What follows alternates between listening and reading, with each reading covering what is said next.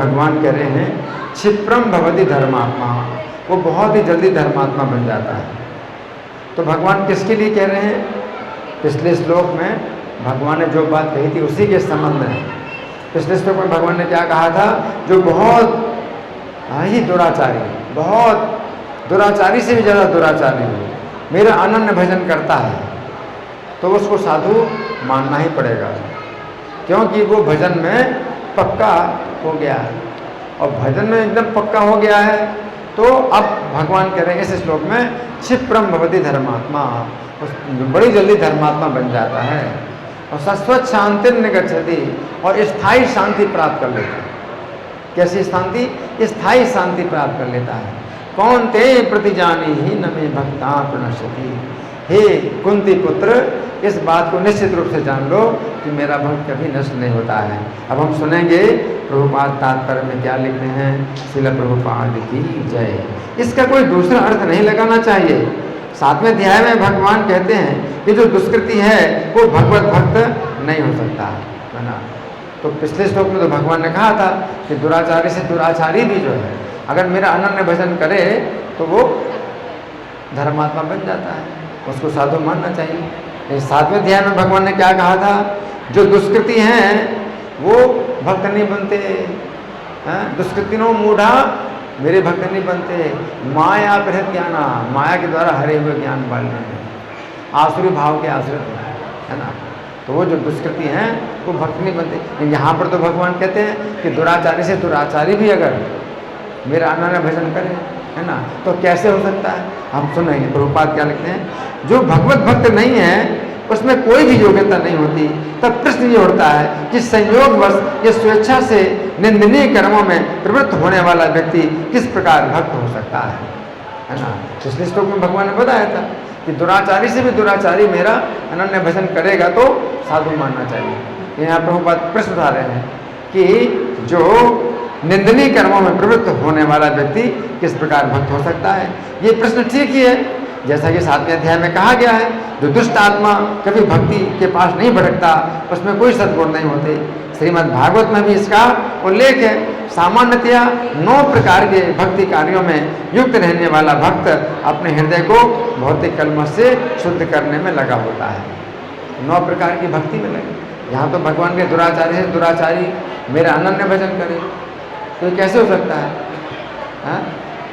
तो प्रभुपाद लिखते हैं वो भगवान को अपने हृदय में बसाता है, फलता उसके सारे पाप पूर्ण कर्मश धुल जाते हैं। निरंतर भगवान का चिंतन करने से वो स्वतः शुद्ध हो जाता है। वेदों के अनुसार ऐसा विधान है, यदि कोई अपने उच्च पद से नीचे गिर जाता है तो अपनी शुद्धि के लिए उसे कुछ अनुष्ठान करने होते हैं, किंतु यहाँ पर ऐसा कोई प्रतिबंध नहीं है, क्योंकि शुद्धि की क्रिया भगवान का निरंतर स्मरण करते रहने से पहले से ही भक्त के हृदय में चलती रहती है। अतः हरे कृष्णा कृष्णा कृष्णा हरे हरे, हरे राम राम राम हरे हरे, इस मंत्र का अनवरत जप करना चाहिए। ये भक्त को आकस्मिक पतन से बचाएगा। इस प्रकार वह समस्त भौतिक कलमशों से सदैव मुक्त रहेगा। यहाँ प्रभुपाद का तात्पर्य समाप्त हुआ। अब हम सुनेंगे श्री भगवान ने कहा में इसकी कैसी व्याख्या हुई है। बड़े ध्यान से सुने। पिछले श्लोक में श्री कृष्ण ने कहा था कि यदि कोई अत्यंत दुराचारी भी श्री कृष्ण का अनन्य भजन करता है तो वह साधु मानने योग्य है। उस समय अर्जुन के मन में प्रश्न उठा, यदि कोई अत्यंत दुराचारी श्री कृष्ण का अनन्य भजन करता है तो उसे साधु माना जाएगा, तो ऐसी स्थिति में समाज में भारी उत्पात मचेगा। दुराचारी से दुराचारी है और आपके कहने से उसको साधु मान लें तो समाज में क्या होगा? बड़ा भारी उत्पात मचेगा। और श्री कृष्ण के भजन की भी निंदा होगी कि श्री कृष्ण के भजन में लगे हुए ये लोग अत्यंत दुराचारी हैं। अंतर्यामी होने के कारण श्री कृष्ण अर्जुन के प्रश्न को समझ गए। अर्जुन ने प्रश्न नहीं पूछा, अर्जुन के मन में ये शंका हुई, भगवान समझ गए अंतर्यामी है।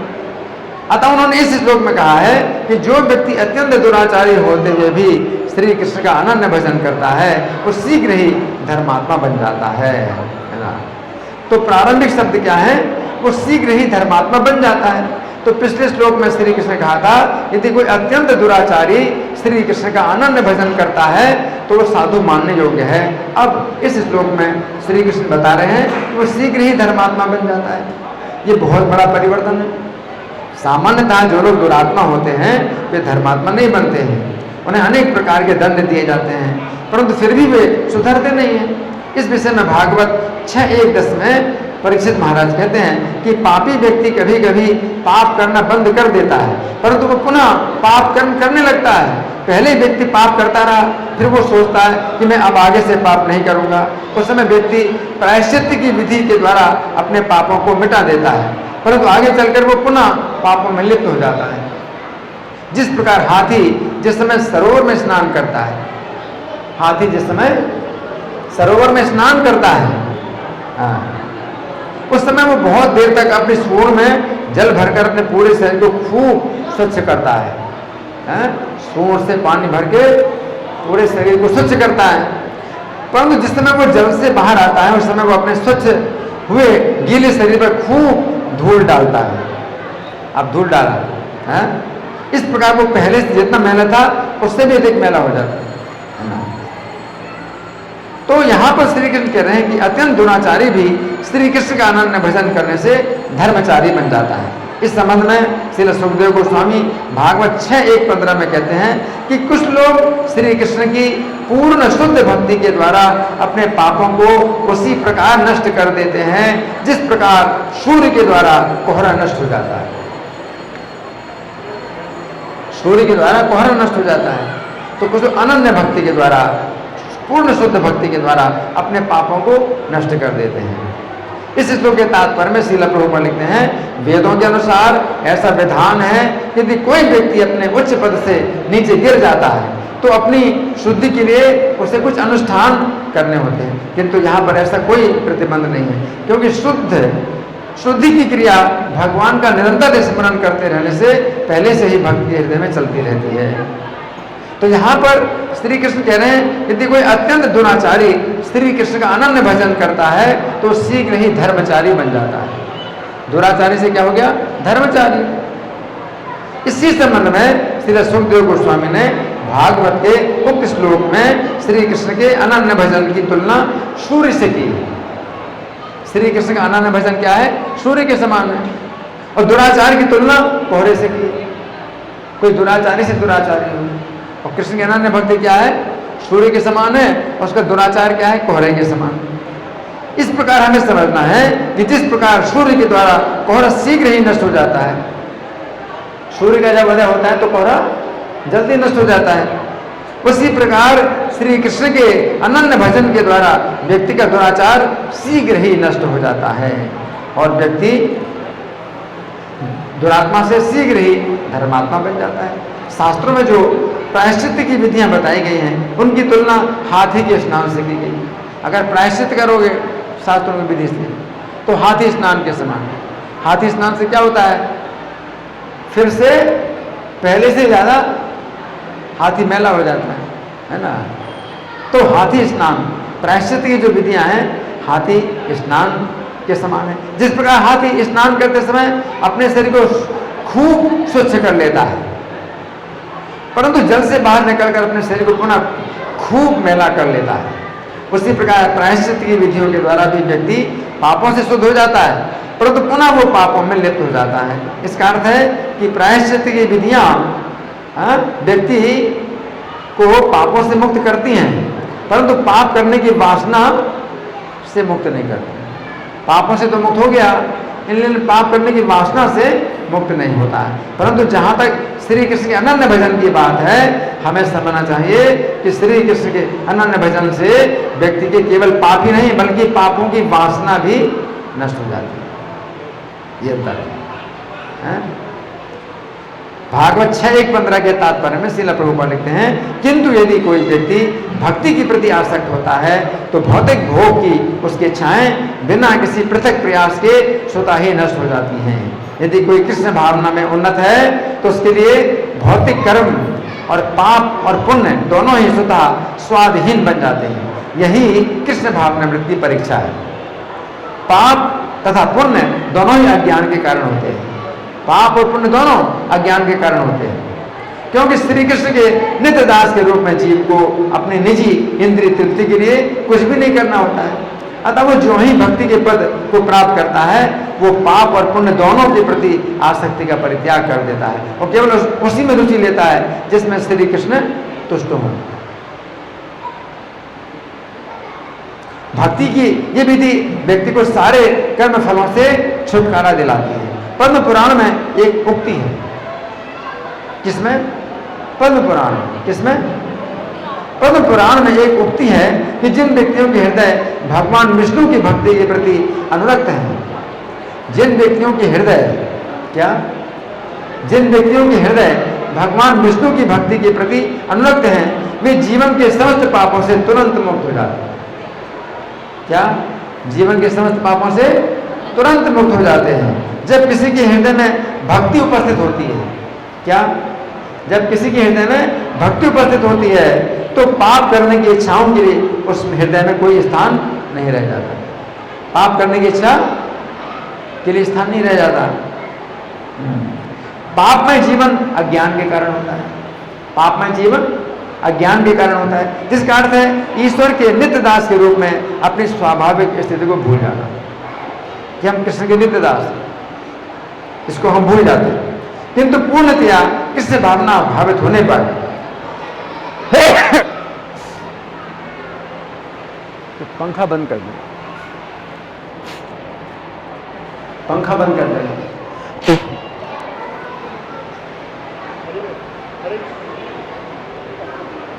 पंखा बंद कर दीजिए।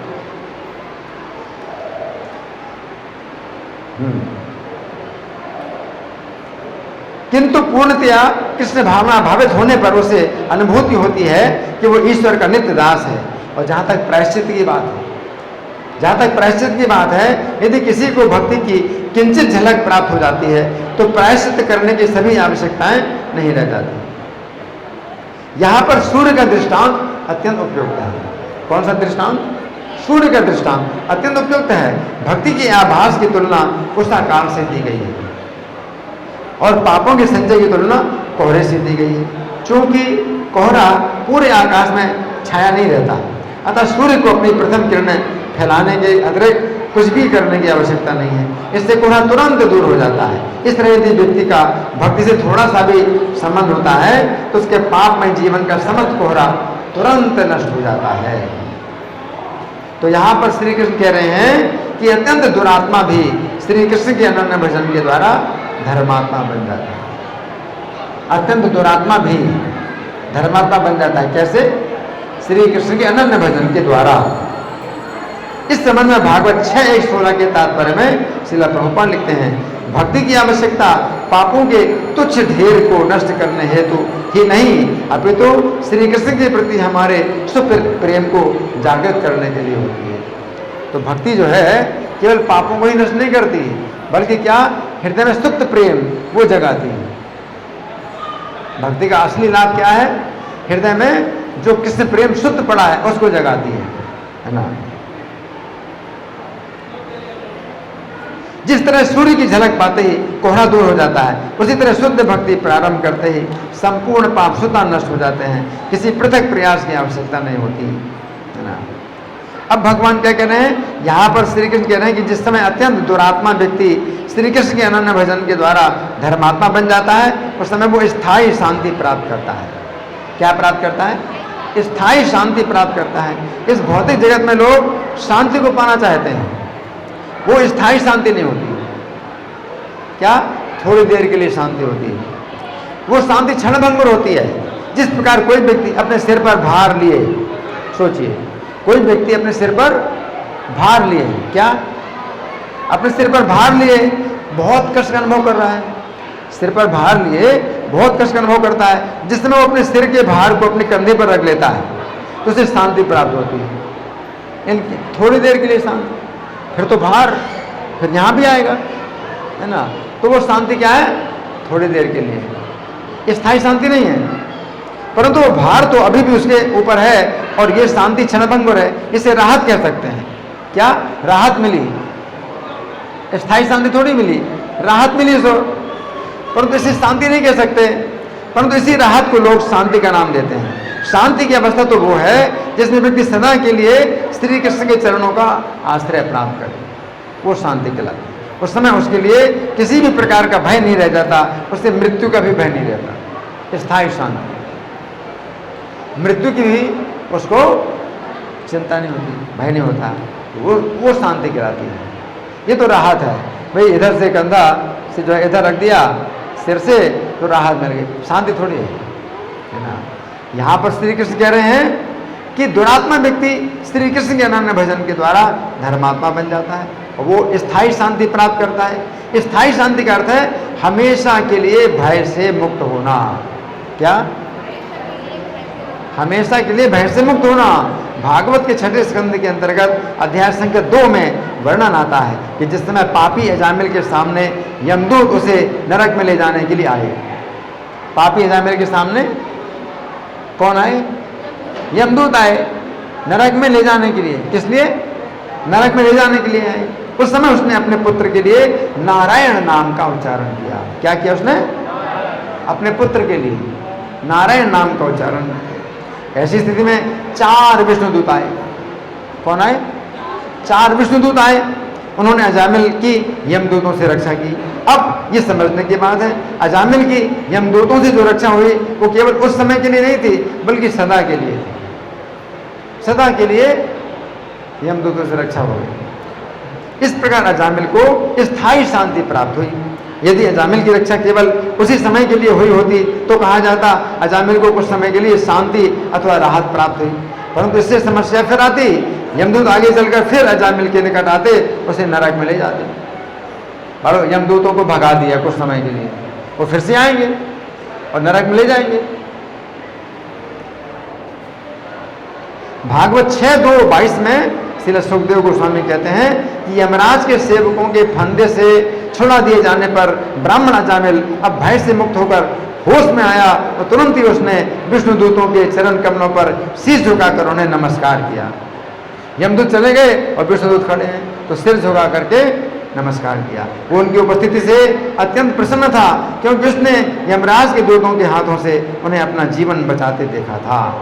उक्त श्लोक के तात्पर्य में श्रील प्रभुपाद लिखते हैं, भगवान श्री कृष्ण उन समस्त बद्ध आत्माओं के लिए अत्यंत उत्सुक हैं जो इस भौतिक जगत में सड़ रहे हैं। वे उनकी शरण में आए और इस जीवन के भौतिक कष्ट से तथा मृत्यु के बाद नारकी स्थिति के दंड से बचाए जा सके। इसलिए वैष्णव बद्ध आत्माओं को होश में लाने का प्रयास करता है। जो अजामिल की तरह भाग्यशाली हैं वे या तो विष्णु दूतों द्वारा या वैष्णवों द्वारा बचा लिए जाते हैं और इस प्रकार वे भगवत धाम वापस जाते हैं। अब भगवान क्या कहते हैं, हे अर्जुन तुम प्रतिज्ञा करो कि मेरा भक्त कभी नष्ट नहीं होता है। हाँ? तो यहां पर श्री कृष्ण अर्जुन को कौन्तेय के नाम से संबोधित कर रहे हैं। कौन के नाम से? कौन्तेय के नाम से संबोधित करते हुए कहना चाहते हैं कि हे अर्जुन मेरा भक्त नष्ट नहीं होता है। गीता का ये संदेश तो मैं अभी तुम्हें दे रहा हूं, आगे चलकर मैं ये रहस्य अन्यों को नहीं बताऊंगा, ये रहस्य तुम अन्यों को बताना। चूंकि तुम कुंती देवी के पुत्र हो और चूंकि कुंती देवी अत्यंत सत्यनिष्ठ हैं अतः तुम भी सत्यनिष्ठ माने जाते हो। ऐसी स्थिति में तुम यदि अन्यों से कहोगे कि मेरा भक्त नष्ट नहीं होता है तो अन्य लोग विश्वास करेंगे तथा मेरे भक्त बनेंगे। ये शोभा नहीं देता कि मैं ये बात स्वयं कहूँ, ये गुप्त रहस्य मैं केवल तुम्हें ही बता रहा हूँ। भगवान नहीं बताने वाले सबको। भगवान कहते गुप्त रहस्य है, ये मैं सबको नहीं बता रहा हूँ, तुमको ही बता रहा हूँ। लेकिन तुम इसको क्या करो, उजागर करो, खूब फैलाओ। इन गुप्त रहस्य में अपना तुम्हें बता रहा हूं, मैं सबको नहीं बताता। भगवान कह रहे हैं। यहां पर श्री कृष्ण कह रहे हैं कि मेरा भक्त पतित नहीं होता। इसका अर्थ है कि जो व्यक्ति पहले दुराचारी था किंतु श्री कृष्ण के अनन्य भजन से वो धर्मचारी बन गया है, तो कोई व्यक्ति सोच सकता है कि शायद वो पुनः दुराचारी बन सकता है। हा?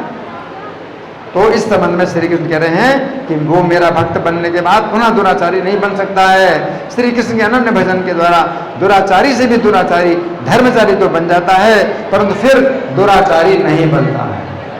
हरि बोल। यहाँ पर श्री कृष्ण कह रहे हैं कि उनका भक्त यद्यपि पहले दुराचारी था और अभी धर्मचारी बन चुका है, परंतु अब आगे चलकर वो पुनः दुराचारी नहीं बनेगा। भागवत के 6 स्कंद के अंतर्गत अध्याय संख्या 2 में वर्णन आता है कि जिस समय पापी अजामिल की यमदूतों से रक्षा हो गई, यमदूतों से रक्षा हो गई, उस समय उसने विचार किया यद्यपि मैंने बहुत पाप किए हैं। अब वो सोच रहा है यद्यपि मैंने बहुत पाप किए हैं, परंतु अब मैं संकल्प कर रहा हूं कि मैं अपना जीवन और इंद्रियों को पूरी तरह में से भक्ति में लगाऊंगा,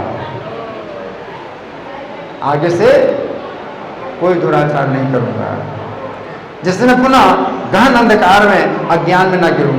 अब मैं सारी कामेच्छाओं को त्याग दूंगा और कृष्ण भावनामृत में अपने को सदैव लीन रखूंगा। इस संकल्प के साथ अजामिल ने हरिद्वार में जाकर एक विष्णु मंदिर में शरण ली और श्री कृष्ण का अनन्य भजन करने लगा। अब वे ही विष्णुदूतों से वैकुंठ में ले जाने के लिए आए। पहले यमदूतों से बचाने के लिए आए थे और चले गए, लेकिन अब वही विष्णुदूत आए, कहाँ? वैकुंठ में ले जाने के लिए आए, जो पहले उसे यमदूतों से बचाने के लिए आए थे। इस प्रकार अजामिल वैकुंठ धाम में चला गया। तो यहाँ पर श्री कृष्ण कह रहे हैं कि उनका भक्त नीचे ना गिरकर वैकुंठ की प्राप्ति करता है। इस श्लोक के बंगाली पद्यानुवाद में श्रील प्रभुपाद लिखते हैं। प्रभुपाद ने बंगाली कविता लिखी है हर श्लोक की। अति शीघ्र जावे से भाव दुराचार, धर्म भावे हवे तार, भक्ति ते आमार, हे कौन ते ये प्रतिज्ञा ए सुना है आमार, हमारे ये भक्त है नाश नाही तार। तो यहाँ पर श्री कृष्ण अर्जुन से कह रहे हैं आमार ये भक्त है नाश नाही तार, अर्थात हे अर्जुन, जो व्यक्ति मेरा भक्त बन जाता है वो नीचे से ऊपर जाता है, ऊपर से नीचे की ओर नहीं आता है, अतः तुम मेरे भक्त बनो। तो इस तरह से हमने आज के श्लोक पर चर्चा की। आज के श्लोक का बहुत बड़ा महत्व है। आज के श्लोक का बहुत बड़ा महत्व है ना। अब देखिए पूरी दुनिया में ये हरे कृष्ण आंदोलन जो फैल रहा है ना, तो जो भगवान बता रहे हैं कि बड़ी जल्दी धर्मात्मा बन जाता है। तो प्रभुपाद ने जो है अमेरिका में और दूसरे देशों में जो लोग जो है जन्म से ही मांसाहार व्यभिचार जुआ नशा में डूबे थे, पैदा ही हुए उसी में, मांसाहार व्यभिचार जुआ नशा नहीं पैदा हुए, इसी में ही थे, है ना। उनको प्रभुपाद ने इतना शुद्ध बना दिया, धर्मात्मा, इतना धर्मात्मा बना दिया कि मांसाहार व्यभिचार जुआ नशा सब कुछ छोड़ करके, है ना, क्या करते हैं? कीर्तन करते हैं और इतने शुद्ध बन गए हैं कि भारत के ऐसे बहुत से ब्राह्मण भी शुद्ध नहीं, वो भी सुपारी खाते हैं, बीड़ी पीते हैं, है ना, शराब पीते हैं। कई ब्राह्मण अपने को ब्राह्मण कहते हैं, है ना। तो ये जो है शक्ति किसमें है? भक्ति में है। भगवान की भक्ति में इतनी शक्ति है। प्रायश्चित तो दूसरे प्रकार के प्रायश्चित हैं, तो उनमें जो है बहुत लंबा समय लगता है। कोई प्रायश्चित करते हैं तो 12 साल तक, मान लो 12 साल तक आपको क्या करना है? केवल सूखे पत्ते का भोजन करना है। कौन करेगा? सूखे पत्ते का भोजन करना है और जमीन में सोना है, जमीन में आपको पत्ते बिछा करके सोना है 12 साल तक। कितना मुश्किल है ना। और इतने के बाद भी जो है फिर क्या होता है? दोबारा वो पाप कर्म शुरू कर देते हैं। ऐसे प्रायश्चित जो है क्या होते हैं? इनकी तुलना किस प्रकार की गई है? प्रायश्चित की तुलना हाथी स्नान। हाथी स्नान के समान, हाथी स्नान, हाथी ने स्नान किया सरोवर में जाके खूब बढ़िया, और बाहर निकलता है तो फिर और ज़्यादा गंदा कर देता। उसी प्रकार से प्रायश्चित जो व्यक्ति पापों से मुक्त हो गया है और जब प्रायश्चित उसका पूरा हो गया और फिर क्या हो गया? और ज़्यादा पापी बन गया, तो दुराचार छूटता नहीं। अमेरिकी सरकार जो है करोड़ों डॉलर खर्चा कर रही थी और लोगों का नशा नहीं छूटा है। लोगों का नशा छुड़ाने के लिए अमेरिकी सरकार करोड़ों डॉलर खर्चा कर रही थी, और जब प्रभुपाद के संपर्क में आए जो लोग, तो तुरंत ही नशा छोड़ दिया। तो अमेरिकी सरकार ने इस हरे कृष्ण आंदोलन का बड़ा स्वागत किया। सोचिए, अमेरिकी सरकार कहती है अरे ये हरे कृष्णा वालों के संपर्क में ये अमेरिकी लोग जो है नशा छोड़ रहे हैं। कितना आश्चर्य है, करोड़ डॉलर खर्चा करने से भी नशा ही छुड़ा पाए।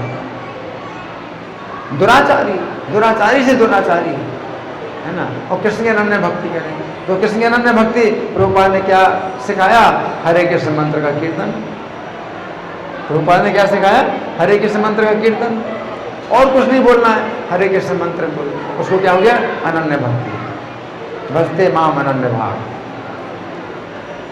तो वे जो है फिर और दूसरे देवी देवताओं के चक्कर में हुए ही नहीं, तो वो जानते ही नहीं। तो विदेशी लोग जो है बड़ी जल्दी शुद्ध हो जाते हैं, क्योंकि वे उनको आप बताएं कि हरे कृष्ण का जाप करो तो हरे कृष्ण का जाप करेंगे और कुछ नहीं करेंगे। लेकिन यहाँ भारत में क्या है, आपको हरे कृष्ण का जाप करें, कहते हम तो ओम नमः शिवाय भी करते हैं, फिर दुर्गा जी का भी पाठ करते हैं, दुर्गा सप्तशती भी पढ़ते हैं, हनुमान जी के मंदिर में जाते हैं, भैरव जी के मंदिर में, सूरज मंदिर, कितने कितने मंदिर, हम तो सबको मानते हैं, हम तो सबको मानते हैं। तो फिर क्या हो गया? दुराचारी के दुराचारी बने रहो। और विदेश में तो जानते ही नहीं कोई किसी को। आप उनको हरे कृष्ण बताओ तो हरे कृष्ण का जाप करेंगे और शुद्ध हो जाएगा, क्योंकि अन्य किसी देवता की शरण नहीं लेंगे।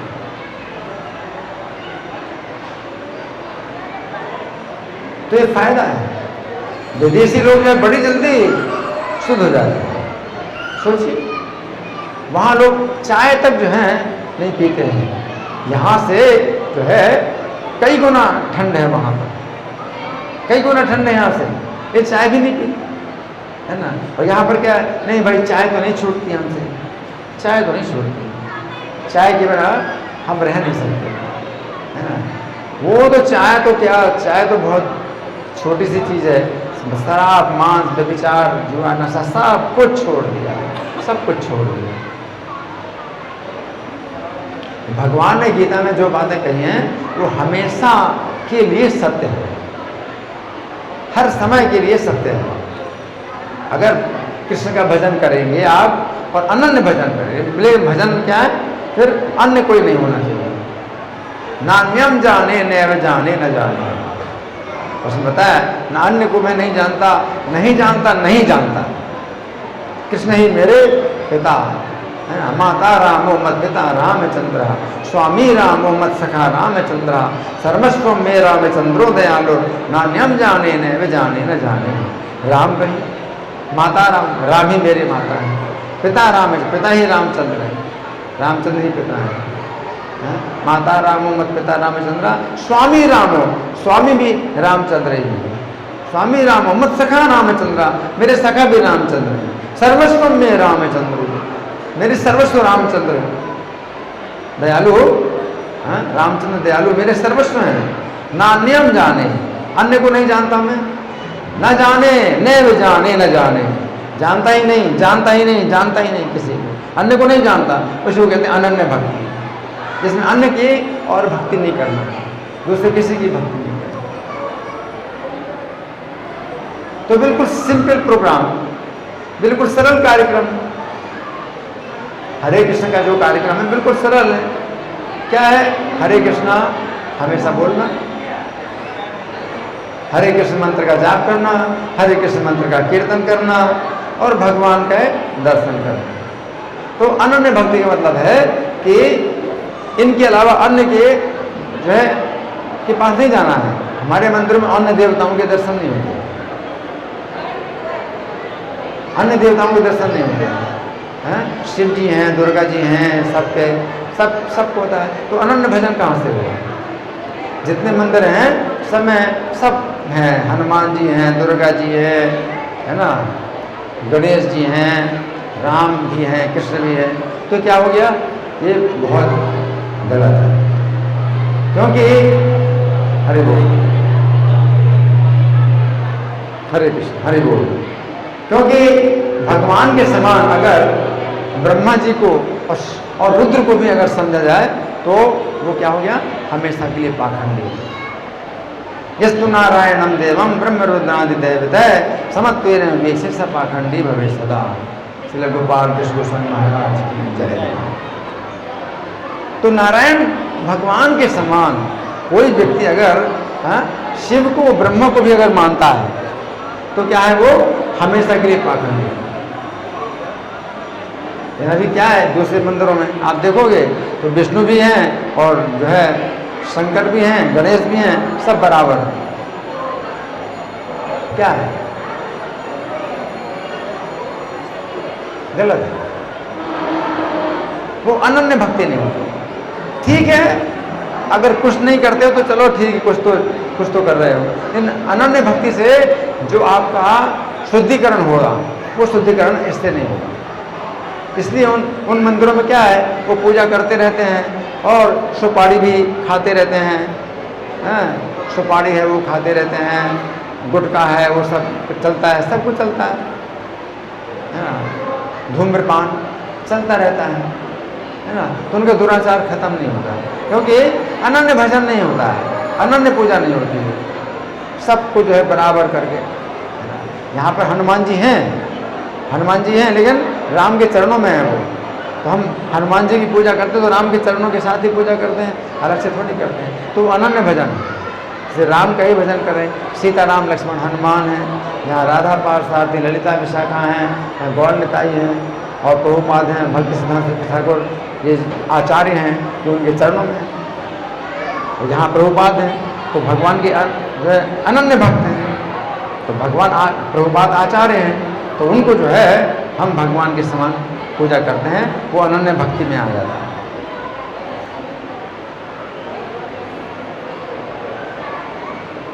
तो प्रभुपाद को हम जो है भगवान के शुद्ध भक्त के रूप में उनकी पूजा करते हैं।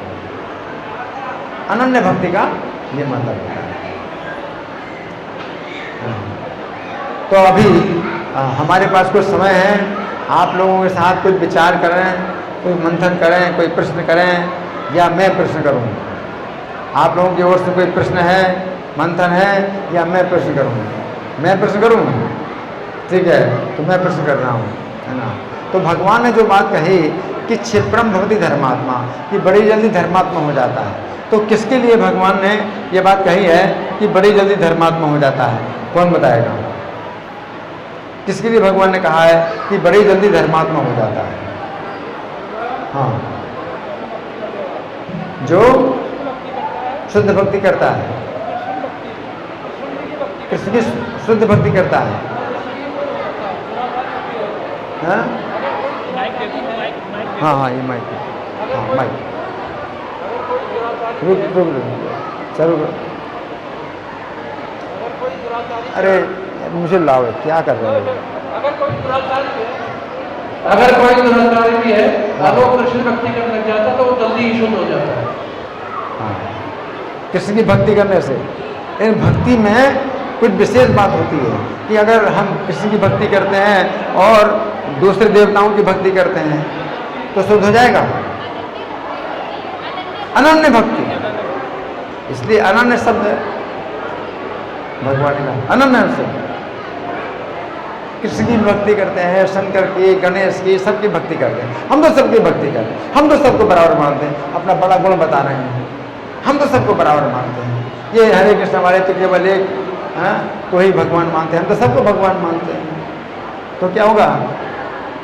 नीचे के नीचे पड़े रहोगे, कभी उठ नहीं सकते, कभी शुद्ध नहीं हो सकते। कृष्ण की अनन्य भक्ति, अन्य की भक्ति नहीं करना है। कृष्ण के समान कोई नहीं है, कृष्ण के समान किसी को नहीं सुना। एक अला ईश्वर कृष्ण आर समृत, एक अला ईश्वर कृष्ण आर समृत, और सब सेवक हैं। चाहे सूर्य देवता हो, चाहे चंद्र देवता हो, चाहे दुर्गा देवी हो, चाहे शंकर हो, चाहे गणेश हो, सब क्या है? सेवक हैं। एक अला ईश्वर कृष्ण आर समृत, अनन्य भक्ति के लिए। माम एकम शरणम, मेरी एकमात्र शरण में आओ। नहीं, दुर्गा जी की भी शरण लेंगे, गणेश जी की भी शरण लेंगे, सूर्य की शरण लेंगे, शिव जी की शरण लेंगे। भगवान कहते एक मेरी शरण में नहीं, हम एक नहीं मानते, हम सबको मानते हैं, हम तो सबको मानते हैं। तो बहुत बड़ा ज्ञान हो गया है, ऐसे सोचते हैं हमें बहुत बड़ा ज्ञान हो गया। हम तो सबको मानते हैं, सबको मानते हो तो कुछ नहीं मिलने वाला। एक को मान, एक साधे सब सधे, सब साधे सब जान। एक ही साधे सब सधे और सब साधे सब जाएं। सबको मानते हो तो आप किसी को नहीं मानते, और एक को मानते हो, किसको? श्री कृष्ण, एक अला ईश्वर। एक को मानते हो तो सब सद है, तो सबको, तो आपने सबको प्रसन्न कर लिया। कृष्ण को अगर आपने प्रसन्न कर लिया तो सबको आपने प्रसन्न कर लिया। रहीमन सींचे मूल को फूले फले हरा। रहीम का भी दोहा बनाया। अगर जल को आप सिंचन करो तो पूरा वृक्ष फूलता फलता है और हरा भरा होता है। तो कृष्ण की भक्ति करने से सब देवता अपने आप प्रसन्न होते हैं और सबकी भक्ति होती है। और सबकी भक्ति करने से ना देवताओं की भक्ति होती है ना कृष्ण की भक्ति। यथा स्कंद शाखा नाम तरुणमूला वसेचनम एवं आराधनम विष्णु सर्वेशा आत्म से। जिस प्रकार से जल का सिंचन करने से इस तने का और शाखाओं का सबका सिंचन हो जाता है, उसी प्रकार से विष्णु की आराधना से एवं आराधना में सर्वेशम, तो सबकी आराधना हो जाती है और अपनी भी आराधना हो जाती है। अब सबकी पूजा हो जाती है और अपनी भी पूजा हो जाती है, एक विष्णु की आराधना से। अनन्य भजन, इसलिए भगवान अनन्य भजन कहते हैं। और फिर ये भी कहा काम है ना प्रपद्यन तेन देवता। अरे कामनाओं के द्वारा ज्ञान हरण हो गया तो अन्य देवताओं के शरण में जाते हैं, तो निंदा करें भगवान। उनका कामनाओं के द्वारा ज्ञान ही हरण हो गया है। ज्ञान हरण हो गया है, क्या ज्ञान हरण हो गया है? कि श्री कृष्ण ही एकमात्र ईश्वर है, ये ज्ञान हरण हो गया है और सबको ईश्वर मानता है, तो अन्य देवताओं की शरण में जाता है। तो गीता का जो ज्ञान है वो बिल्कुल स्पष्ट है। यह कहते हो कि हम तो सबको मानते हैं, तो ये क्या है? अज्ञान है। सबको मानते हैं, सबको मानो। कैसे मानो? उनके सेवक, इसलिए आदर करो। दूसरे देवताओं का आदर करो, शंकर जी का भी आदर करो, दुर्गा जी का भी आदर करो। किस रूप में? श्री कृष्ण के सेवक, आदर करो उनका। और इससे अगर मांगना है तो कृष्ण की भक्ति मांगो, तो वो भी प्रसन्न होंगे। देवी के पास जाओ, कि मुझे कृष्ण की भक्ति दीजिए, तो देवी भी प्रसन्न होंगी। शिव जी से मांगो मुझे कृष्ण की भक्ति दीजिए, तो शिव भी प्रसन्न होंगे। लेकिन उनको स्वतंत्र समझ करके आप पूजा करते हो और भौतिक कामनाएं मांगते हो तो बंधन में रहो, नहीं छूट सकते और शुद्धिकरण नहीं होगा। यहाँ पर भगवान कह रहे हैं कौन ते प्रति जाने ही न मे भक्ता प्रणश्यति, कि निश्चित रूप से जान लो, या तुम घोषणा करो। भगवान अर्जुन से कहते हैं तुम घोषणा करो। क्यों घोषणा करो? भगवान कहते हैं अर्जुन से, कौन बताएगा? भगवान अर्जुन से कहते हैं कि तुम सबको बताओ।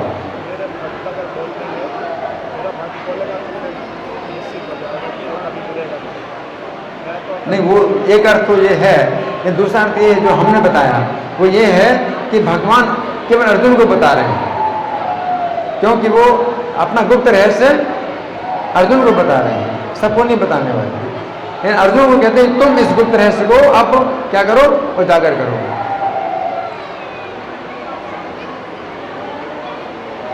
इस गुप्त रहस्य को आप क्या करो? तुम खोल दो। मैं तो नहीं खोल रहा हूं, मैं केवल तुम्हारे सामने खोल रहा हूं, तुम सबके सामने खोलो। कौन ते प्रति जाने, तुम्हारा ये काम। अब जैसे मैंने आपको बताया, आप सबको बताओ। तो मैं सबको नहीं बता रहा हूं, मैं आपको बता रहा हूं, आप सबको बताओ। इस तरह से फैलाओ। तो भगवान अर्जुन को बता रहे हैं, सबको नहीं बता रहे, क्योंकि मनुष्य लीला कर रहे हैं। जब तक भगवान पृथ्वी में रहते हैं तो मनुष्य लीला करते हैं, सबको नहीं बताते। जब भगवान चले जाते हैं तो फिर उनकी आज्ञा है अब सबको बताओ। जब तक होते हैं मनुष्य लीला करते हैं, तो उस मनुष्य लीला में भगवान नहीं चाहते कि कोई बाधा डाले।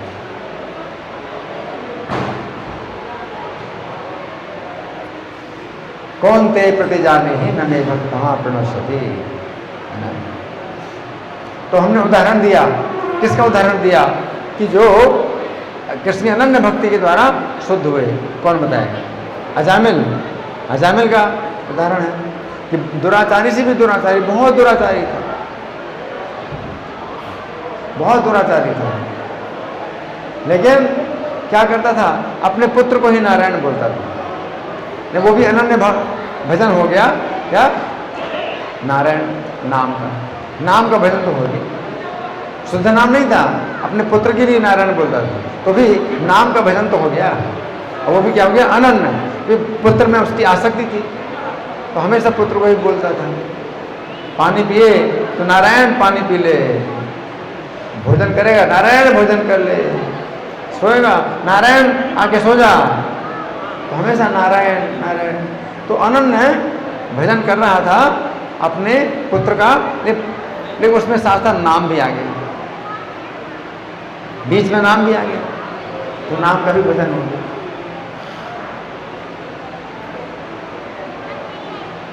उससे कितनी रक्षा हुई, कितनी रक्षा हुई कि यमदूत जब आए तो अभ्यास यही था हमेशा नारायण, तो नारायण ही उसके मुंह से निकले, नारायण। और क्या हुआ, 4 विष्णुदूत आ गए, 4 विष्णुदूत आ गए और जो है यमदूतों को डांटने लगे। यमदूत बोले क्या बात कर रहे हैं, अरे जीवन भर पाप किए, इसके सब लेखा जोखा हमारे यहाँ रखा हुआ है, सब लेखा जोखा है, कितने कितने पाप किए, उसका सब सुनाया जाएगा इसको वहाँ ले जा करके, और उचित दंड दिया जाएगा। यमदूत बोले उचित दंड दिया जाएगा, सब लिखा हुआ है इसका कर्म। विष्णुदूत कहते हैं कि तुम लोगों का जो है दिमाग सही है, ये खराब दिमाग, तुम्हारा दिमाग खराब है क्या, इससे करोड़ों जन्मों के पापों का प्रायश्चित हो चुका है। ये ब्याज हार है विष्णु नाम सत्यम, भगवान के पवित्र नाम का इसने उच्चारण किया है ना, और कोई नाम नहीं, केवल नारायण का ही नाम लिया है, और किसी का नाम नहीं लिया। अयम कृत निर्वेशो जन्म कोटि घटाम, ये करोड़ों जन्मों के पापों से शुद्ध हो चुका है, अभी नरक में जाने लायक नहीं रहा।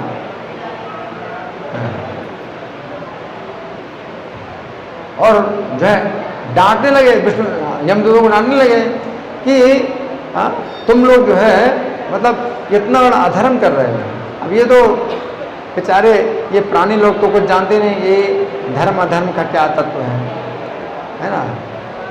और तुम लोग जो है मतलब जो व्यक्ति निर्दोष हो चुका है, बिल्कुल निर्दोष, सब पापों से छूट चुका है, उसको तुम नरक में लेके जाओगे, है ना। तुम्हारा कितना बड़ा ये अन्याय, कितना बड़ा अत्याचार है, ऐसे व्यक्ति को तुम नरक में ले जाओगे जो करोड़ों जन्मों के पापों से मुक्त हो चुका है। और यमदूत जो है समझ नहीं पाए। यमदूत बोले आप लोग कौन हैं, आप लोग कौन हैं, आप लोग कहां से आए हैं।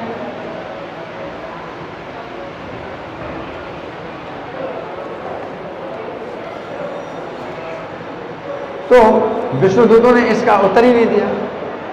तो फिर यमदूत जो है जाके यमराज के पास जाते हैं और यमराज से पूछते हैं कि वो कौन थे जो कि बड़े प्रभावशाली थे, 4 भुजाएं और पीत वस्त्र धारण किए, शंख चक्र गदा पद्म धारण किए हैं, तो वो जो है बहुत तेजस्वी थे।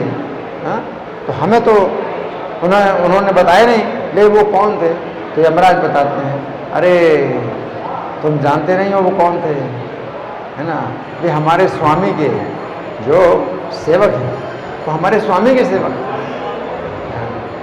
और तुम लोग ऐसे स्थान में कभी नहीं जाना जहाँ भगवान के नामों का कीर्तन कोई कर रहा हो, भगवान के नामों का जप कर रहा हो, ऐसे स्थान में तुम कभी नहीं जाना।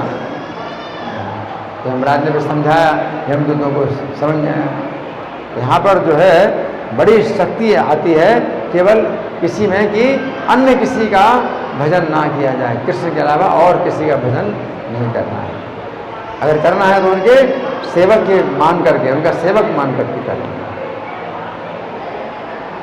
ये अब अप्यन्य देवता, अन्य देवताओं के जो भक्त हैं, है ना, ये प्यन्य देवता भक्त हैं, जनते से ज्ञान होता है, उनकी बड़ी श्रद्धा है, अन्य देवताओं के भक्त होते हैं, तो वे भी मेरी पूजा कर रहे हैं, लेकिन अविधि पूर्वक कर रहे हैं मेरी पूजा। वे भी मेरी पूजा कर रहे हैं, लेकिन अविधि पूर्वक कर रहे हैं।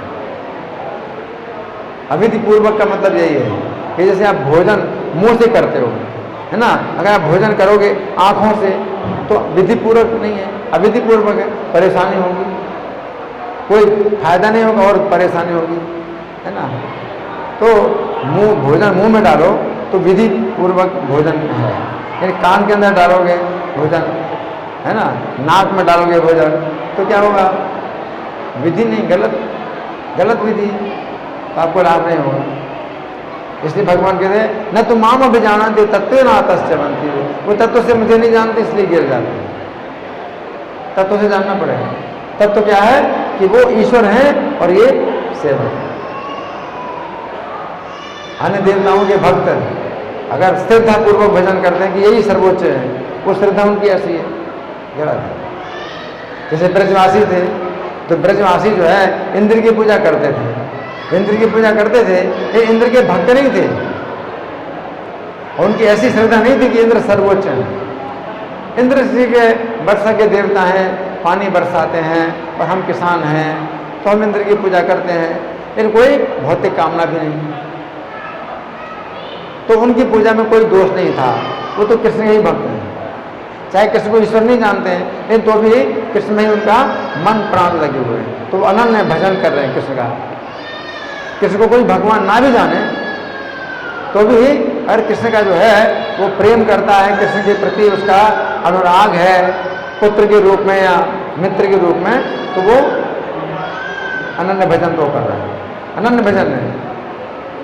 तो ब्रजवासी लोग कृष्ण के अनन्य भक्त थे, चाहे भगवान ना माने, अपना पुत्र माने, अपना बच्चा माने, कुछ भी माने, लेकिन उनका दिन रात कृष्ण में ही जो है हमेशा लगा रहता है, मन लगा रहता है।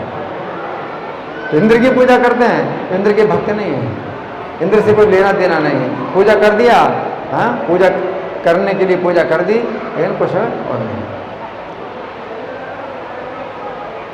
लेकिन जो श्रद्धा पूर्वक देवताओं के भक्त होते हैं, क्या यही सबसे बड़े हैं, सर्वोच्च यही है, तो तत्व से नहीं जानते, इसलिए उनको पूजा का लाभ नहीं होता, गिर जाते हैं।